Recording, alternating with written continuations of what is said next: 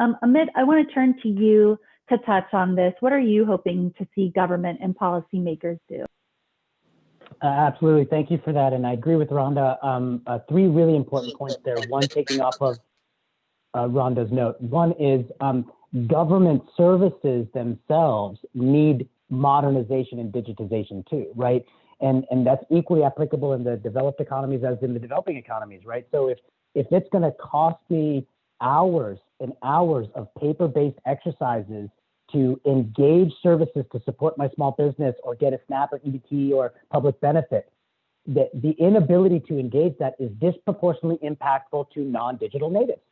And for folks that would otherwise not be literate in those ways. So government engagement has to be that case.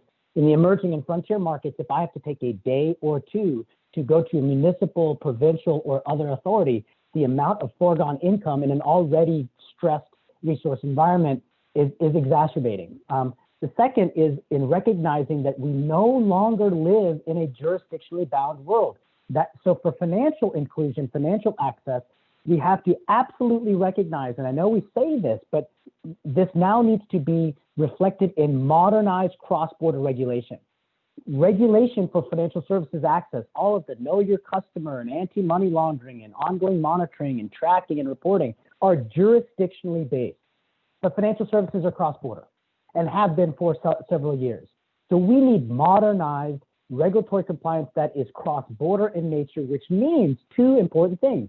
It has to create incentives for self-governance in those networks because you do not have the cross-border jurisdictional oversight and controls.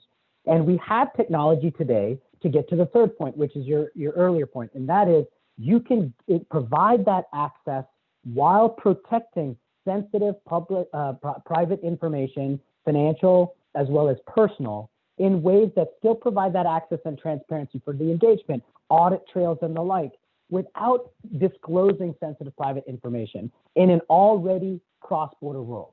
So in sum, regulatory oversight and supervision must be equally modernized in an increased digital economy where financial services and the like are inherently cross-border today, and supervision and oversight from an enforcement perspective is not. And secondly, we need to combine those security measures, which is why I come back to risk and compliance as being central.